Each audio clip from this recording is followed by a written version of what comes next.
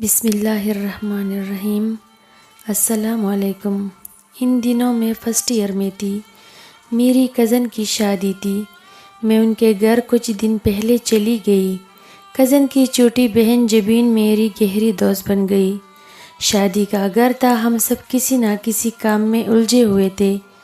جبین کا بھائی راجا بھی ادھر ادھر مصروف رہا تھا۔ اپنے اخلاق کی وجہ سے وہ مجھے اچھے لگنے لگا، کیونکہ وہ بہت بدتمیز اور حد میں رہنے والا لڑکا تھا۔ میں اس کو بہانے سے دیکھتی۔ اگر وہ مجھ کو دیکھ لیتا تو منہ دوسری طرف پھیر لیتی۔ شادی سے ایک روز قبل، یہ مغرب سے ذرا پہلے کا وقت تھا، جبین نے کہا، چھت پر کمرے میں نے ڈھولک رکھی ہے، تم ذرا جا کر لے آؤ، رات کو گیت گائیں گے۔ میں بھاگتی ہوئی سیڑھیاں چڑھنے لگی۔ آخری سیڑھی پر اندھیرا تھا۔ میں کسی سے زور سے ٹکرا گئی۔ اگر میں اس کو اور وہ مجھے تام نہ لیتے تو دونوں ہی گر جاتے۔ پہلے تو ہمیں پتہ ہی نہ چلا کہ کیا ہوا ہے، کیونکہ دونوں ہی تیزی میں تھے اور یہ طوفانی ٹکر تھی۔ پھر ذرا ہوش آیا تو دیکھا راجا مجھے تامے کھڑا تھا۔ اگلے ہی لمحے میں تیزی سے پلٹ گئی۔ خوف سے میرا سانس اکڑ گیا تھا۔ میں نے بہانہ کیا کہ سیڑھی پر بلی میرے پیروں میں آ گئی۔ میں ڈر گئی، اس لیے ڈھولک نہیں لائی۔ یہ سن کر سب لڑکیاں میرا مذاق اڑانے لگی کہ سیڑھی میں بلی ہی تھی نا، کوئی جن تو نہ تھا۔ اب میں انہیں کیا بتاتی؟ شادی ختم ہو گئی، ہم گھر واپس آ گئے، مگر اس واقعے نے مجھے بدل کر رکھ دیا تھا۔ ایک دن فون کی گھنٹی بجی، میں نے فون اٹھایا، راجا تھا۔ وہ اس رات سیڑھی والے واقعے پر معذرت کرنے لگا۔ میں نے کہا، اس میں معذرت کی کیا بات ہے؟ اگر تم مجھے تام نہ لیتے تو میں سیڑھی سے لڑک کر نیچے جا گرتی اور شاید میرا سر پھٹ جاتا۔ شکر اللہ کا کہ تم وہاں تھے، مجھے گرنے سے بچا لیا، ورنہ خبر نہیں کتنی چوٹ آتی۔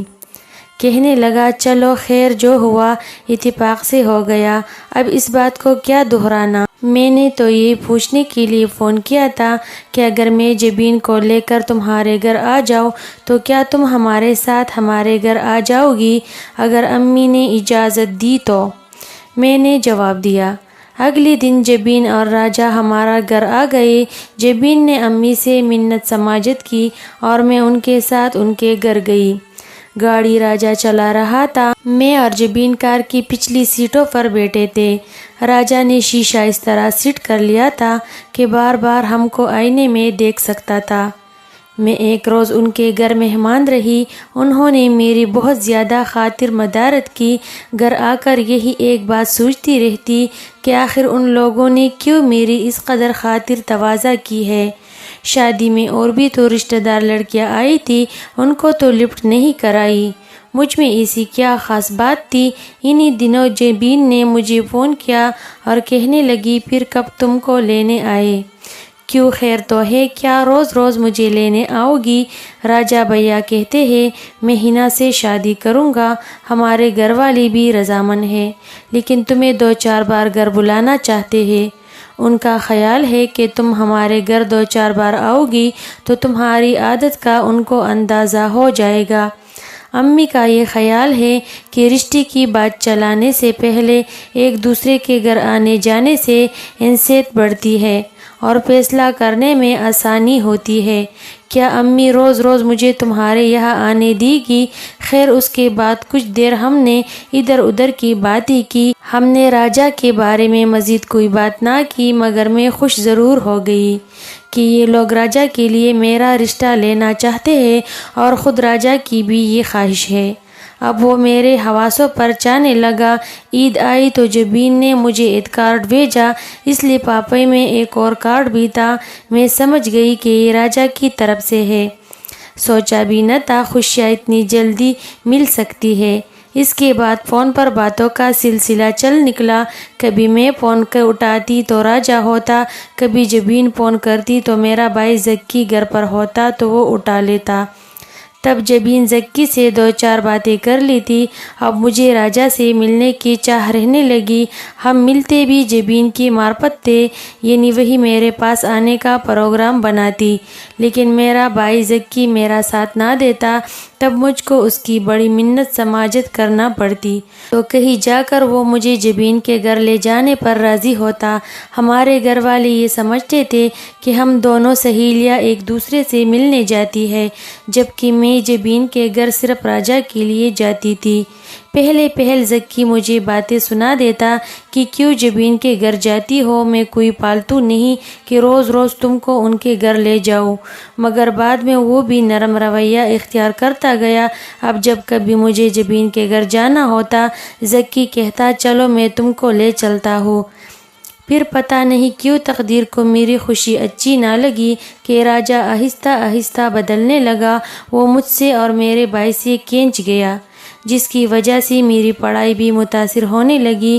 جبین سے پوچھا تو وہ بولی اصل بات یہ ہے کہ راجا بھائی کو تمہارے بھائی کا ہمارے گھر آنا جانا اچھا نہیں لگتا، کیونکہ اس نے فون پر مجھے زکی سے باتیں کرتے سن لیا ہے۔ اس کو شک ہو گیا ہے کہ ہم دونوں ایک دوسرے میں دلچسپی رکھتے ہیں، تبھی وہ اب مجھ سے بھی اکڑا رہتا ہے۔ میں نے جبین سے پوچھا کیا راجا کا محض شک ہے یا اس بات میں کچھ حقیقت بھی ہے؟ وہ بولی جیسے تمہیں راجا اچھا لگتا ہے اسی طرح مجھے تمہارا بھائی زکی اچھا لگتا ہے، ہم بھی آپس میں شادی کرنا چاہتے ہیں، تمہیں اعتراض ہے کوئی؟ میں نے اسے سمجھایا کہ تم تو بچپن سے اپنے کزن سے منسوب ہو اور سمر سے تمہاری نسبت بھی طے ہے، میرے بھائی کا خیال چھوڑ دو۔ وہ کہنے لگی میں زکی کا خیال دل سے نہیں نکال سکتی، یہ فیصلہ میں نے سوچ سمجھ کر کیا ہے۔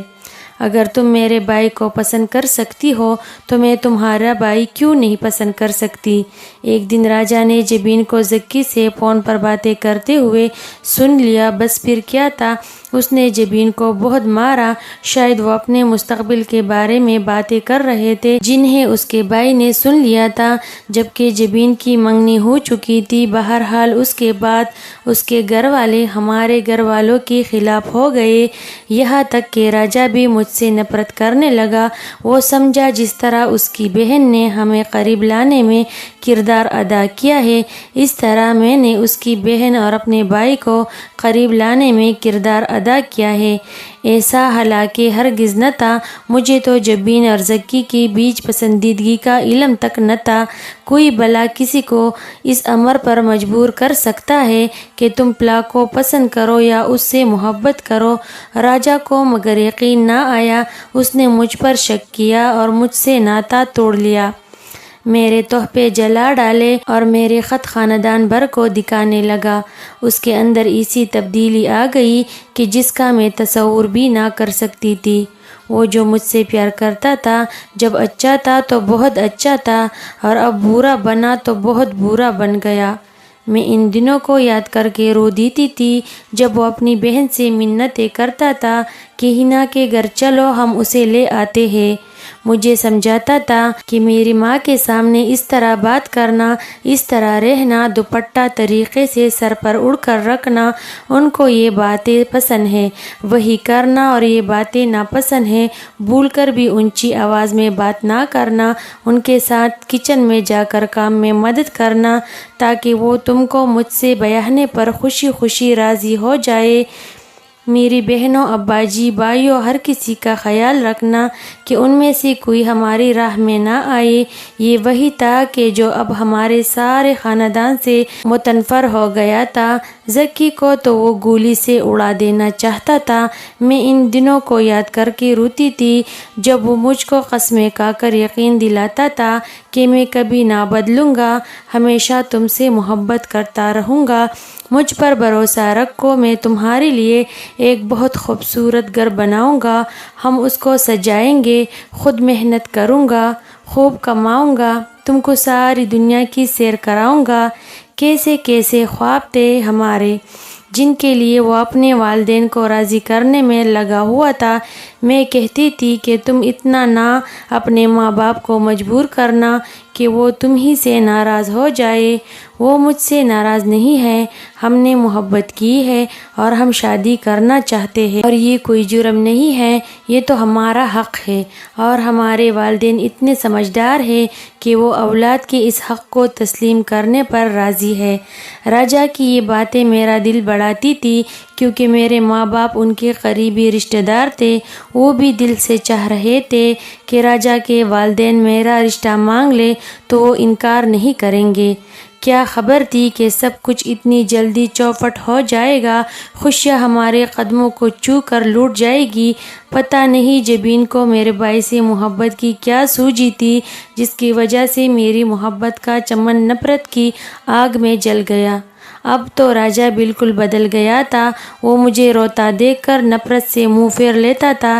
ایسے میں کیا اسے مناتی، کیا دل کا حال کہتی، اور کیا شکوے شکایت کرتی، یا اس کی منتیں۔ اس نے جبین کو سختی سے روک دیا تھا کہ ہمارے گھر آنا تو دور، وہ فون پر بھی مجھ سے بات نہ کرے گی۔ اس نے ہم سے سارے رابطے ختم کر دیے، اور میرے بھائی کے لیے اپنے دل میں بغض ہی نہیں دشمنی پال لی۔ وہ اب زکی کو ذلیل کرنے کے چکر میں لگا تھا، جس کا میں تصور نہ کر سکتی تھی۔ پھر اس کے ہاتھ زکی کا ایک خط لگ گیا جو میرے بھائی نے اس کی بہن کو لکھا تھا۔ بس پھر کیا تھا، جو لاوا اس کے اندر جمع ہو رہا تھا پٹ کر باہر آ گیا۔ ایک دن اس نے زکی کو میدان میں جا لیا، جہاں وہ اپنے دوستوں کے ساتھ کھڑا تھا، راجا کے ہاتھ میں چڑھا تھا۔ اس نے جاتے ہی میرے ویر پر حملہ کر دیا، چڑھا اس کے بازو میں لگا۔ اس کے دوستوں نے مل کر راجا کو قابو کیا اور چڑھا اس سے چھین لیا۔ زکی کے بازو میں گہرائی تک زخم آ گیا، خون بہنے لگا۔ کوئی ایسی رگ کٹ گئی تھی کہ خون رکتا نہ تھا۔ دوست گاڑی میں اسے اسپتال لے گئے اور پولیس کو بھی اسی وقت فون کر دیا۔ پولیس راجا کو پکڑ کر لے گئی، اینی گواہ موجود تھے۔ اس پر ارادہ قتل کا سنگین مقدمہ بن گیا۔ دونوں خاندانوں میں پریشانی بڑھ گئی۔ تب بزرگوں کو علم ہوا کہ ایسا کیوں ہوا۔ والدین نے جلدی سے میری شادی چچا زاد سے کرا دی، اور جبین کے ماں باپ نے بھی وقت ضائع کیے بغیر اس کی شادی اس کے منگیتر کے ساتھ کر دی۔ انہوں نے کہا کہ ہماری لڑکیاں ہی فتنہ ہے جن کی وجہ سے ان کے بھائی موت کے منہ میں گئے ہیں۔ خدا نے ان کی زندگیاں بچا لی، ورنہ حالات اس سے زیادہ بھیانک ہو سکتے تھے۔ ہم سے ہی غفلت ہوئی کہ ہم نے اپنی بیٹیوں کو اتنی چھوٹ دی کہ ایک دوسرے کے گھر آنے جانے سے روکا نہیں۔ اب وہ جو بھی کہتے حق بجانب تھا کہ ان کو اس وقت سنگین حالات کا سامنا تھا، لیکن میں سوچتی تھی کہ راجا نے جو بات اپنے لیے غلط نہیں سمجھی، کسی کی بہن سے محبت کی، اس سے شادی کی کوشش کی، پیار بھرے خط بھی لکھے، فون پر بھی مجھ سے باتیں کرتا تھا، مستقبل کے خواب دکھاتا تھا، وہ سب اپنے لیے تو اسے جائز لگتا تھا، لیکن اپنی بہن کی محبت یا پسند سے شادی اسے کلینک کا ٹیکہ لگی۔ جو امر اس کے خیال میں مردوں کے لیے مردانگی کا سنگار تھا، وہ عورتوں کے لیے قابل تعزیر ٹھہرا۔ یہ کیسا تضاد تھا! ہم لڑکیاں جو اپنوں پر اعتبار کر لیتی ہے، کیا اس قابل ہوتے ہیں کہ ان سے دل کا مضبوط رشتہ باندھا جائے؟ کیا بھروسے اور محبت کے رنگ اتنے کچے ہوتے ہیں کہ ہاتھ لگانے سے اتر جاتے ہیں؟ ذرا سی رنجش آئی اور محبت ختم ہو گئی، بھروسے کے پر خچے اڑ گئے۔ راجا میرے خط خاندان والوں کو دکھائے۔ وہ زکی سے انتقام کے لیے مجھے بدنام کر رہا تھا۔ وہ اتنا کم ظرف ہو گیا، بھول گیا کہ وہ مجھے اپنی عزت بنانے کے جتن کر رہا تھا۔ آج مجھے راجا کو دینے کا غم نہیں، لیکن یہ ایسے سوالات ہیں کہ آج بھی ہمارے معاشرے میں ان کا جواب کسی کے پاس نہیں ہے۔ ویڈیو پسند آنے پر پلیز لائک، شیئر، سبسکرائب ضرور کریں۔